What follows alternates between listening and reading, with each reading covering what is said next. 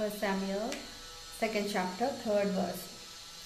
ఆయనే క్రియలను పరీక్షించువాడు. 1 Samuel 16th chapter 7th verse.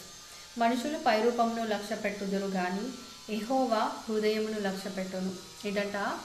యెహోవా హృదయమును లక్ష్య పెట్టును. అయితే మనుషులు మాత్రం ఖాళీ పైరూపాన్ని చూస్తారని వాక్యంలో క్లియర్గా వ్రాయబడి ఉంది. నిజమే, God sees our hearts and God sees our motives as well. మన యొక్క లక్ష్యం ఏంటి, మనం ఇతరులతో ఏ విధంగా సంభాషిస్తున్నాము. దేవుడు మన యొక్క హృదయాన్ని చూసే దేవుడు.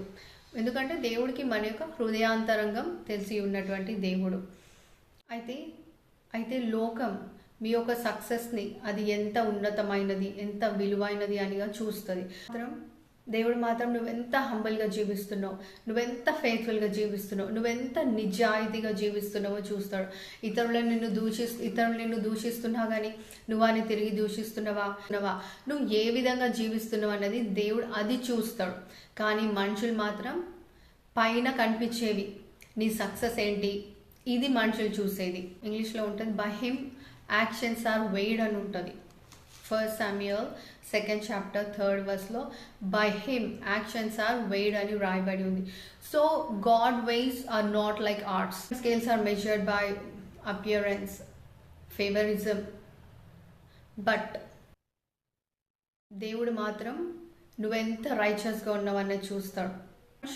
ఇద్దరు మనుషులు ఒకే పని చేస్తుండొచ్చు, ఒకటే గురి కలిగి జీవిస్తుండొచ్చు. అయితే ఒకరు చూసేది వేరు విధంగా ఉంటుంది, దేవుడు చూసేది వేరు విధంగా ఉంటుంది. ఒకరు చేసే క్రియ గర్వంతో కూడి ఉండొచ్చు, మరి ఒకరు ఒబీడియన్స్తో కూడా చేస్తుండొచ్చు. సో దేవుడు ఆ విధంగా చూస్తాడు. God doesn't change the measure based on your status or title. There are no adjusted scales in the kingdom of God. ఆయన క్రియలను పరీక్షించే దేవుడు. అయితే ఏం పరీక్షిస్తుంటాడు దేవుడు?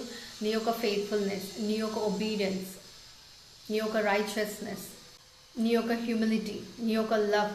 నువ్వు అందరినీ సమానంగా ప్రేమిస్తున్నావా, నువ్వు పెద్దలతో ఉన్నట్టే చిన్నలతో కూడా అదే విధంగా ఉంటాడు. నీ క్రియలని ఎప్పటికప్పుడు దేవుడు పరీక్షిస్తూనే ఉంటాడు. నువ్వు ఎందులో అయినా తప్పుతున్నట్టు అనిపించిందా, దేవుడు మళ్ళీ నిన్ను దారిలోకి తీసుకొస్తాడు. అన్ని గమనిస్తుంటాడు. నువ్వు ఎట్లా సర్వ్ చేస్తున్నావు, నువ్వు ఎట్లా ప్రేమిస్తున్నావు, నువ్వు ఎట్లా మినిస్ట్రీ చేస్తున్నావు, నువ్వు నీ తల్లిదండ్రులకు ఏ విధంగా విధేయతగా ఉంటున్నావా లేవా, నువ్వు పెద్దలను గౌరవిస్తున్నావా లేదా, దీన్ని బట్టి నీకు బ్లెస్సింగ్ వస్తుంది. ఇక్కడ క్లియర్గా ఉంది, ఆయనే క్రియలను పరీక్షించేవాడు. నువ్వెంత నీతిగా జీవిస్తున్నా కానీ నువ్వు ఏదన్నా ఒక తప్పు చేస్తే అది తప్పే. లోకం నన్ను చూసి మెచ్చుకోవాలన్నట్టు జీవించవద్దు, దేవుడు నిన్ను మెచ్చుకునేలా జీవించు. ఎందుకంటే నువ్వు ఆయనతో పరలోకంలో జీవించాలి. ఇక్కడ జీవితం శాశ్వతమైనది కాదు. కాబట్టి నువ్వు చేసే ప్రతి క్రియ కూడా దేవుడు చూస్తూ ఉంటాడు. దేవునికి ఇష్టమైన బిడ్డగా జీవించు. God bless you.